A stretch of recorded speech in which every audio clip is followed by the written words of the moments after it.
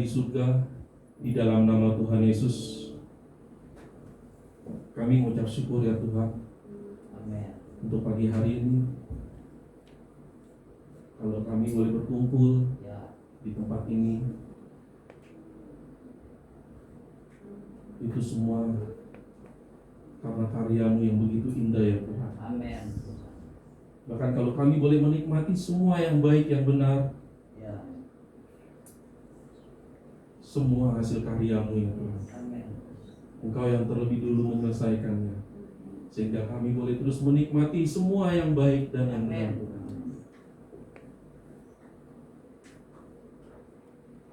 Sebentar kami mau belajar Tuhan, dan menikmati semua firman-Mu Tuhan. Ya. Roh Kudus, kami minta biar setiap hikmat dan pengertian turun atas setiap hidup kami. Amin. Di dalam nama Tuhan Yesus, apabila ada kata-kata yang salah keluar dari mulut hamba-Mu Tuhan, biar Roh Kudus semua yang membenarkan untuk setiap yang menerima di tangan. Terima kasih Bapa, terima kasih Tuhan Yesus, terima kasih Roh Kudus. Kami mau siap menerima semua yang benar dan yang baik dari Engkau. Di dalam nama Yesus, kita sama-sama katakan Amin. Shalom saudara.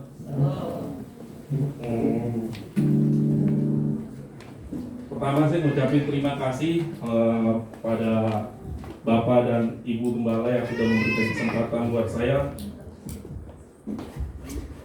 untuk bisa berdiri di atas mimbar ini berbagi kebaikan Tuhan. Slide-nya sudah.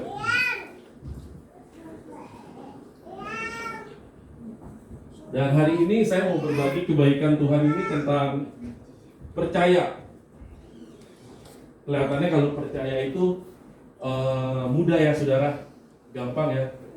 Percaya itu mudah dan gampang untuk kita ucapkan.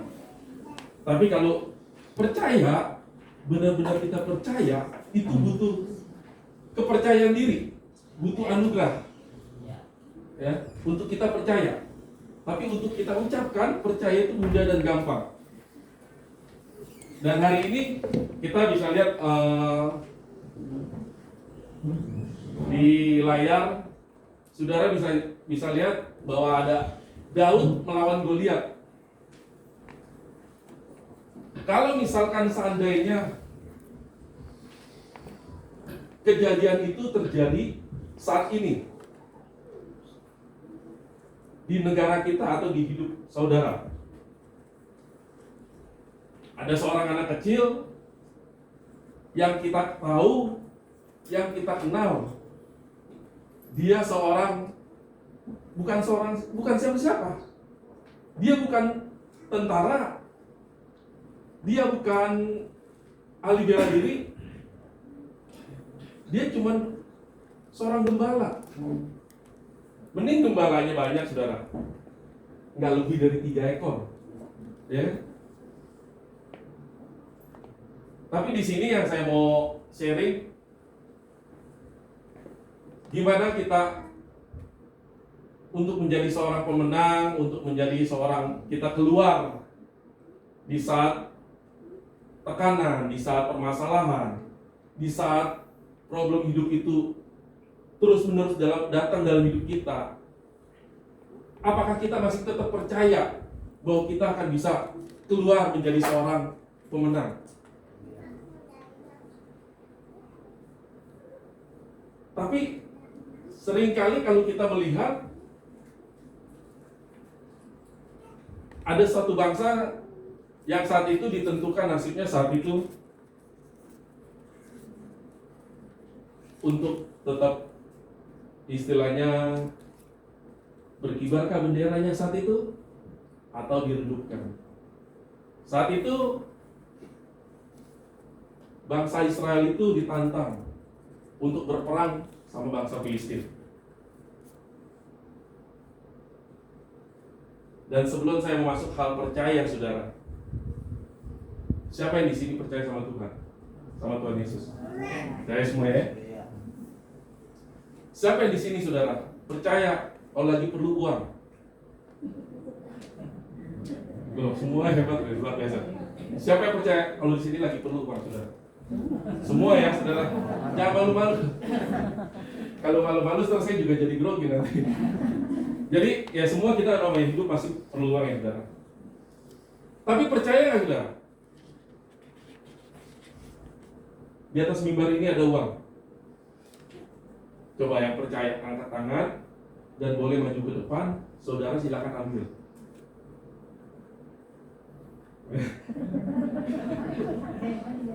Lo beneran, saudara? Siapa yang percaya kalau di sini lagi perlu uang? Pasti semuanya. Saya juga percaya saya lagi perlu uang. Sama, saudara, saya juga perlu. Ya, tapi siapa yang percaya kalau di sini di atas mimbar ini ada uang? Nggak ada yang percaya ya, saudara? Boleh slide selanjutnya yang kata-kata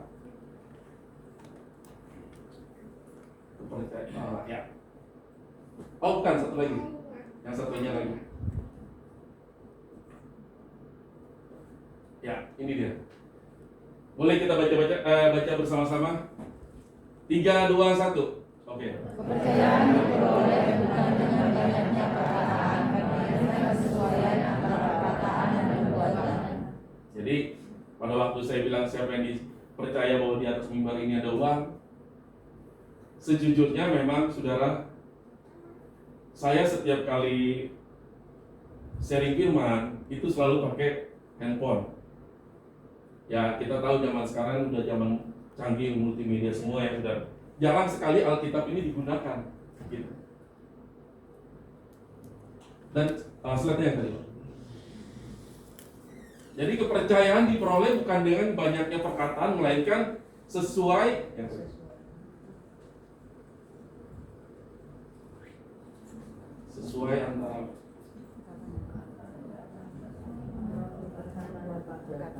antara perkataan dan perbuatan, saudara.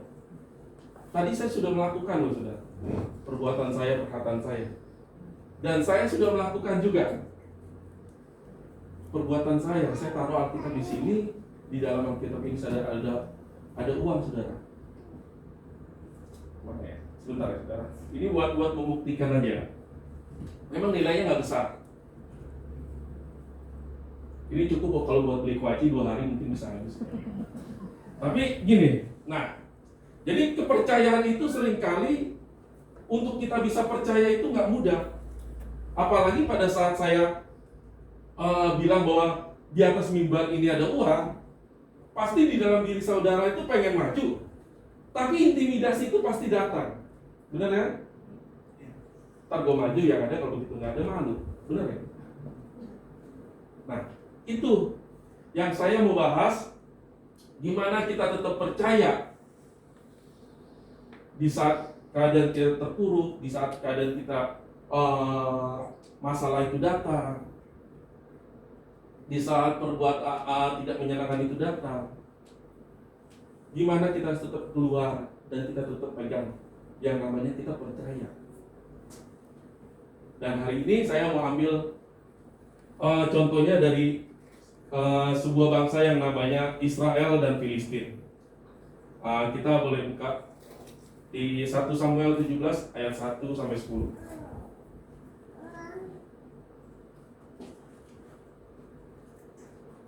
Saya bacain ya, saudara, karena ini banyak ayatnya dan mungkin biar saya agak cepat dikit.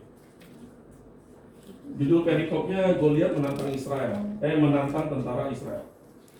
Orang Filistin mengumpulkan tentaranya untuk berperang. Mereka berkumpul di Sopo dan yang di tanah Yehuda dan berkemah di antara Sopo dan Aseka di Efes Damim.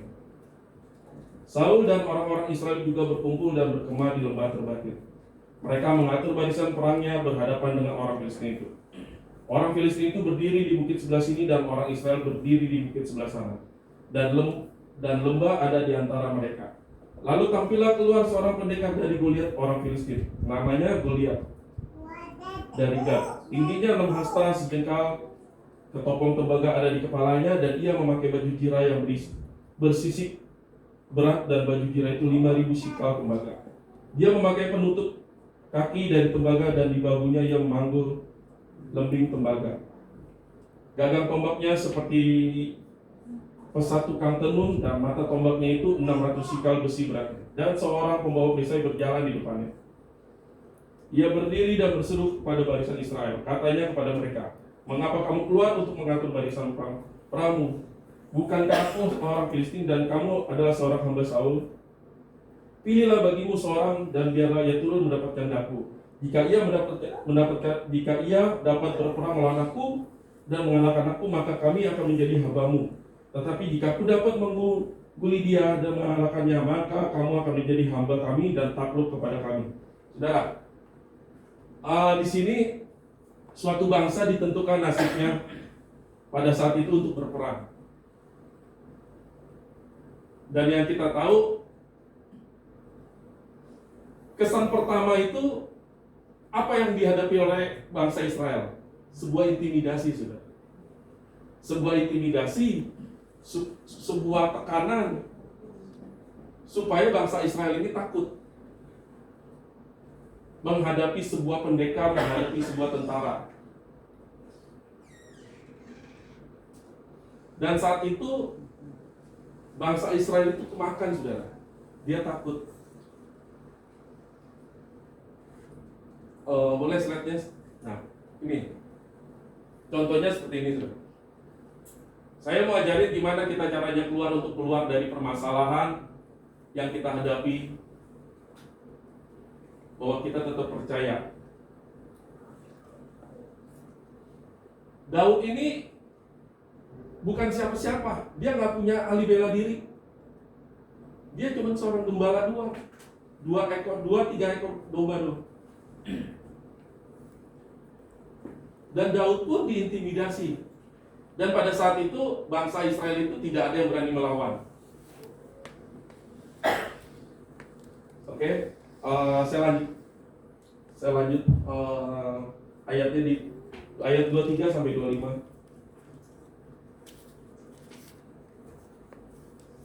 Sedang ia berbicara dengan mereka, tampillah maju pendekar itu, namanya Goliat, orang Filistin dari Gat. Dan barisan orang Filistin ia mengucapkan kata-kata yang tadi juga. Dan Daud mendengarnya. Ketika semua orang Israel melihat orang itu, larilah mereka daripadanya, sangat ketakutan, dan berkatalah orang-orang Israel itu, "Sudahkah kamu lihat orang yang maju itu? Sesungguhnya ia maju untuk mencemooh orang Israel. Orang yang mengalahkan dia akan dianugerahkan raja kekayaan yang besar. Raja akan memberikan anaknya yang perempuan kepadanya, dan kaum keluarganya akan dibebaskan dari pajak itu." Sejujurnya saat itu Daud pun juga diintimidasi, saudara. Daud diintimidasi.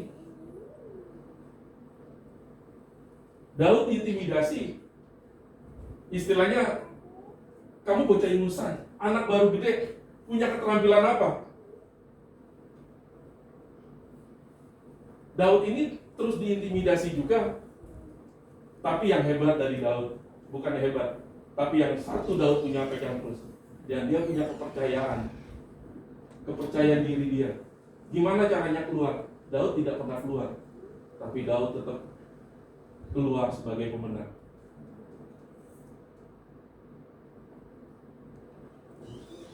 Di 1 Samuel, ayat selanjutnya sudah. Saya langsung. Nah, ini langsung. 1 Samuel 17 ayat 42, Daud itu diintimidasi lagi, saudara. Mending sama orang Daud itu diintimidasi sama orang terdekat. Bahkan dia sama kakaknya ini benar-benar sangat ketakutan, dan Daud ini berkata, "Engkau tahu apa dalam bahasa perang? Engkau tahu apa dalam peperangan ini?" Tapi Daud tidak kemakan, saudara.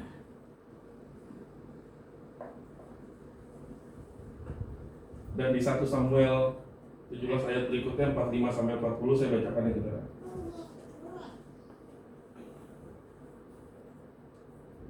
Tetapi Daud berkata pada orang Filistin, "Engkau mendatangi aku dengan pedang dan tombak dan lebih, tetapi aku mendatangi engkau dengan nama Tuhan semesta Allah segala barisan Israel yang kau tantang itu. Hari ini juga Tuhan akan menyerahkan kau di dalam tanganku, dan aku akan mengalahkan kau dan menggal kepalamu dari tubuhmu. Hari ini juga aku akan memberikan mayatmu dan mayat tentara orang Filistin kepada burung-burung di udara dan kepada binatang-binatang liar, supaya seluruh bumi tahu bahwa Israel mempunyai Allah, supaya segenap jemaat itu tahu bahwa Tuhan menyelamatkan bukan dengan pedang atau bukan dengan lembing.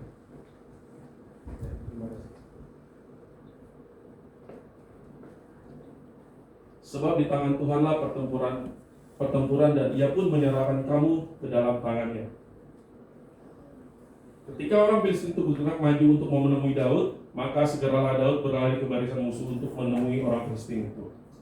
Lalu Daud memasukkan tangannya ke dalam kantungnya, diambilnyalah sebuah batu dari dalamnya, diumbannya lah, maka kenalah dahi orang Filistin itu, sehingga batu itu terbenam di dalam dahinya, dan terjerumuslah ia dengan mukanya ke tanah. Demikian Daud mengalahkan orang Filistin itu dengan umban dan batu. Ia mengalahkan orang Filistin itu dan membunuhnya tanpa pedang di tangannya. Saudara, akhirnya Daud itu keluar jadi pemenang itu bukan karena Daud ini punya ketaatan, Daud ini sudah terbiasa, bahkan yang namanya singa dan beruang itu dia sudah terbiasa membunuhnya. Daud ini bukannya menang atas Goliat ini bukan karena dia punya keahlian memakai lembing seperti itu, tapi Daud punya satu, saudara. Dia punya kepercayaan bahwa di dalam dirinya ada roh Tuhan. Dari mana Daud bisa tahu di dalam dirinya ada roh Tuhan? Sekali lagi yang tadi, boleh balik slide yang berikutnya. Yang pertama. Yang kepercayaan itu dihasilkan dari sebuah perkataan dan perbuatan. Daud ini mengalahkan Goliat bukan dengan kekuatannya, saudara, tapi dengan satu. Sejujurnya itu sebetulnya Tuhan yang berperang, dan Daud itu punya kepercayaan. Dan dari mana kepercayaan Daud bisa maju seperti itu? Sedangkan Raja Saul aja berpikir gini. Sejujurnya pada saat Daud maju berperang mengalahkan Goliat, Raja Saul pun juga berpikir begini, ya sudahlah, daripada tidak ada yang maju, toh kalau misalnya Daud salah, Daud gugur dalam pertempuran, nggak berdampak juga buat Saul. Tapi dengan ada satu kepercayaan, Saul ini memberikan kepercayaan kepada Saul. Istilahnya ya sudah untung-untungan. Kalau menang ya bangsa kita ditinggikan, tapi apabila kalah ya sudah. Toh bukan saya yang gugur, tapi bukan siapa-siapa juga yang gugur. Ini hanya masyarakat biasa yang gugur.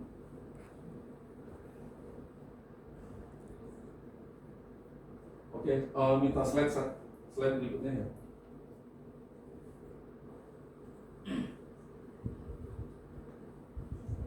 Yang Nadine itu ya Pak.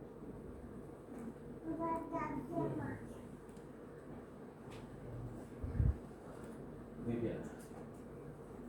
Saya bacain ya saudara. Oke. Kita kenal dengan Cuk Nadine ya saudara, pahlawan nasional kita yang dari Aceh. Pada waktu kita khawatir, kita terkadang lebih percaya pada masalah kita daripada janji Allah. Itu yang sering terjadi di dalam diri kita. Ketika kita banyak masalah, ketika ada problem yang kita hadapi, besok mau makan apa, kita lebih percaya dengan masalah yang sedang terjadi daripada janji Tuhan dalam hidup kita. Kenapa Daud bisa mengalahkan Goliat? Kenapa Daud punya kepercayaan? Tapi Daud punya kepercayaan satu atas perkataan dan perbuatan. Mari kita sama-sama buka di 1 Samuel 16 ayat 13.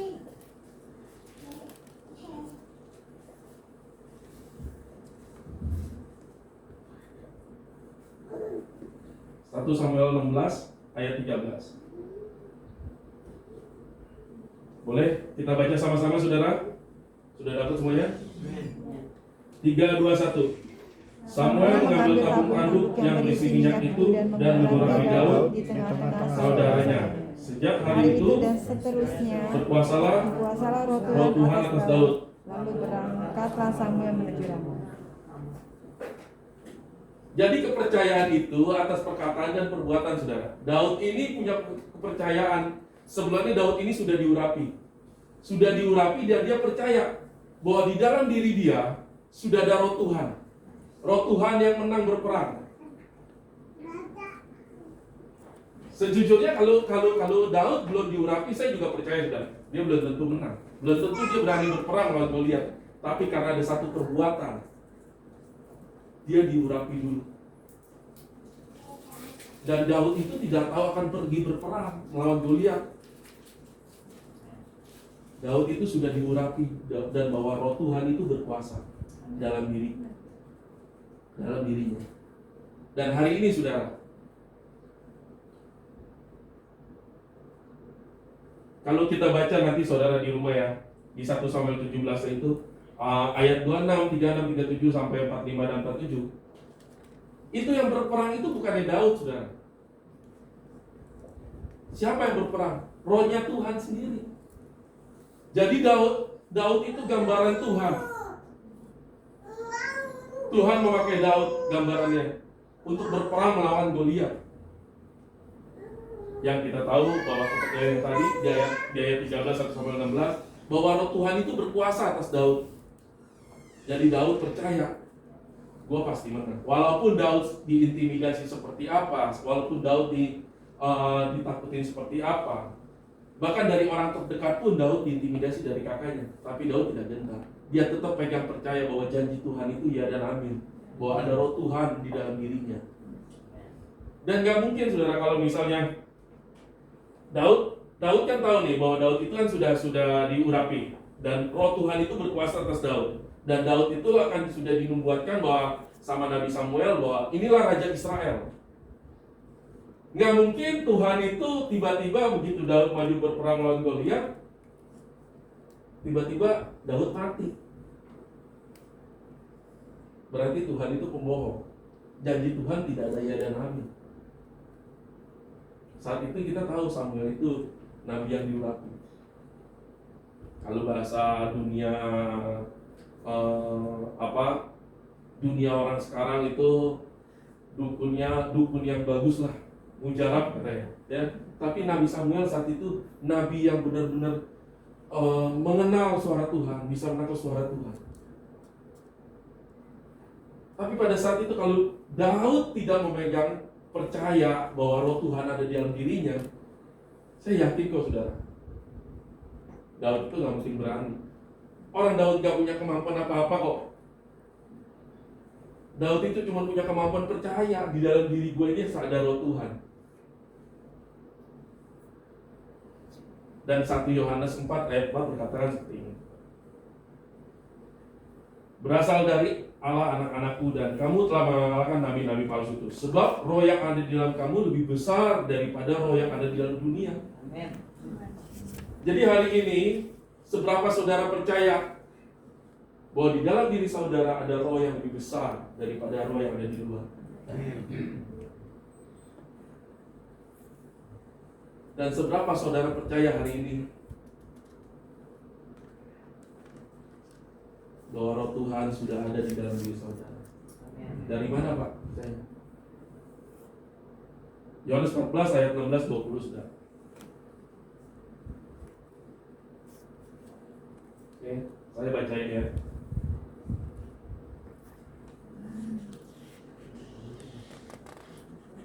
Aku akan minta kepada Bapa dan Ia akan memberikan kepadamu seorang penolong yang lain, supaya Ia menyertai kamu selama-lamanya, yaitu Roh kebenaran. Dunia tidak dapat menerima Dia, sebab dunia tidak melihat Dia dan tidak mengenal Dia. Tapi kamu mengenal Dia, sebab Ia menyertai kamu dan akan diam di dalam kamu. Aku tidak akan meninggalkan kamu sebagai yatim piatu. Aku datang kembali kepada kamu tinggal sesaat lagi, dan dunia tidak akan melihat aku lagi, tetapi kamu melihat aku, sebab aku hidup di dalam kamu, sebab aku hidup dan kamu pun akan hidup. Pada waktu itulah kamu akan tahu bahwa aku di dalam Bapakku dan kamu di dalam aku dan aku di dalam kamu. Tuhan sudah minta Roh penolong, saudara, di dalam diri kita. Dan ini bukti suatu perbuatan yang Tuhan berikan buat kita. Bahwa di dalam diri kita sudah ada Roh Tuhan. Di dalam diri kita sudah ada Roh pemenang. Siapa? Yesus. Yang sudah menang berperang 2000 tahun yang lalu. Atas apa, saudara? Atas semua dosa kita. Atas semua sakit penyakit. Atas semua kutuk. Dan kemenangan manusia terjadi pada saat Yesus naik di atas kayu salib. Bahkan yang ajaibnya, Yesus itu tidak pernah meninggalkan kita. Yesus itu membawa kita untuk selalu bersama-sama dengan Dia. Yang luar biasanya, saudara, Yesus bilang apa? Kita tidak dibiarkan menjadi yatim piatu. Berarti kita ini anaknya, saudara. Kita boleh memanggil Dia bukan saja Tuhan, tapi Bapa. Bapa yang selalu mengasihi kita, Bapa yang kekal, Bapa yang selalu memberikan kita kebenaran.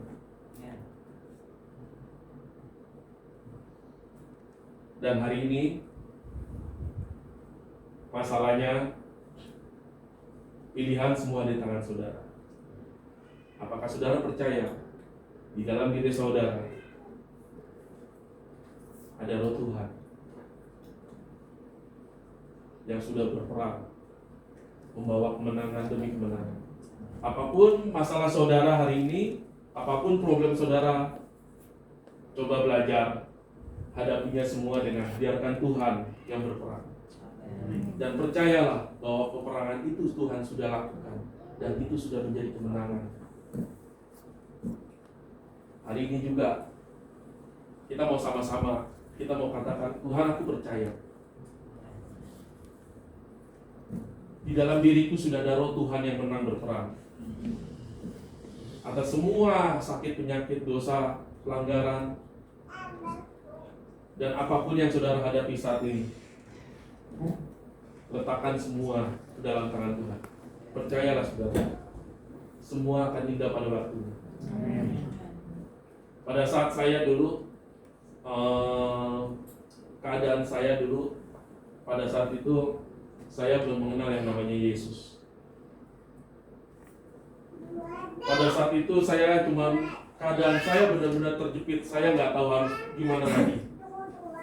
Cuman yang saya tahu saat itu saya cuma bilang begini. Saat itu saya masih agama Buddha. Saya belum percaya yang namanya Yesus. Saya cuma bilang gitu. Saya cuma ngambil keputusan saat ini. Saya bilang, saya minta dilindungi. Saya mau kabur. Saat itu saya sudah ditangkap polisi dengan kasus narkoba. Saya sudah dibawa ke mobil dan ditangkap itu di daerah tempat saya nakal. Saya cuma bilang sama Dewa Dewi, tolong lindungi saya mau kabur.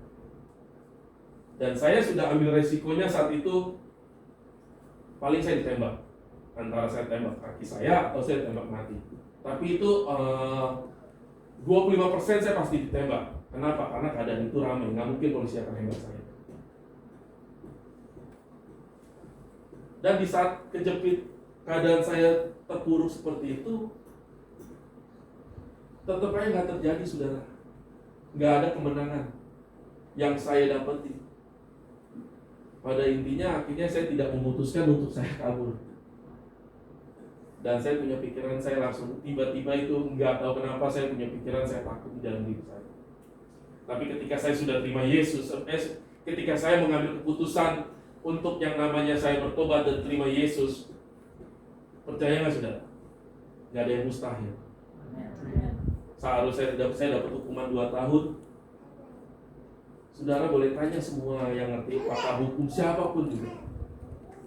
Dan itu saya lakukan, berani mengucapkan itu nggak mungkin bisa terjadi dalam diri saya. Makanya saya berani ucapkan. Ternyata itu benar-benar terjadi. Seharusnya saya bebas 2008, saya bisa bebas awal Desember 2007. Saya ngurus PB sudah. PB itu pembebasan bersyarat. Saya kena hukuman 2 tahun, saya harus jalanin 1 tahun 3 bulan, baru saya bisa bebas. Ini enggak. Saya murni jalanin 1 tahun, saya bisa bebas. Di situ saya punya perkenalan pribadi pada Yesus. Dan yang itu yang saya pegang kepercayaan sampai detik ini, bahwa Yesus itu adalah hidup. Amin. Nyata. Dia yang sudah menang berperang atas hidup saya semuanya di atas kayu salib. Dulu, sekarang, dan selama-lamanya tidak pernah berubah. Dan hari itu saya dibebasin benar-benar sama Tuhan. Dan buat saya itulah kemenangan. Kapan kemenangan itu terjadi? Ketika orang percaya sama Yesus. Dia yang sudah berperang di atas kayu salib, menang buat kita. Maka kemenangan itu terjadi dalam diri kita itu setiap hari, sudah. Percayalah itu.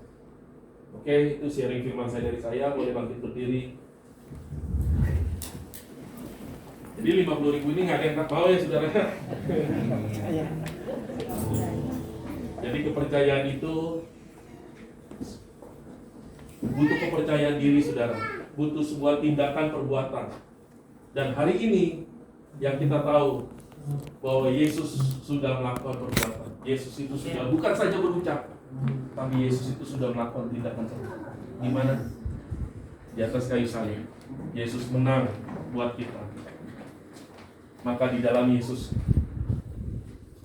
sudah tidak ada penghukuman lagi. Karena semua hukuman Yesus sudah tangguhkan ke dalam dirinya di atas kayu salib.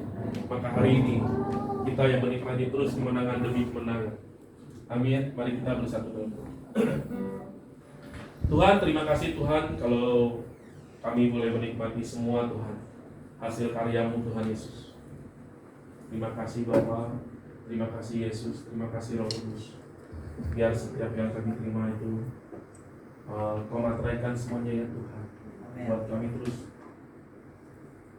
tidak pernah keluar dari kepercayaan kepada Engkau ya Tuhan, bahwa Engkaulah Tuhan dan Juru Selamat kami yang sudah menang berperang 2000 tahun yang lalu atas semua dosa kami, atas setiap pelanggaran kami, atas setiap kutuk, sakit, penyakit, apapun juga semua yang najis, yang kotor, kami sudah dimenangkan oleh Engkau Tuhan. Dan saat ini kemanapun kami pergi, kemanapun kami berada, bahwa kami tidak pernah sendiri.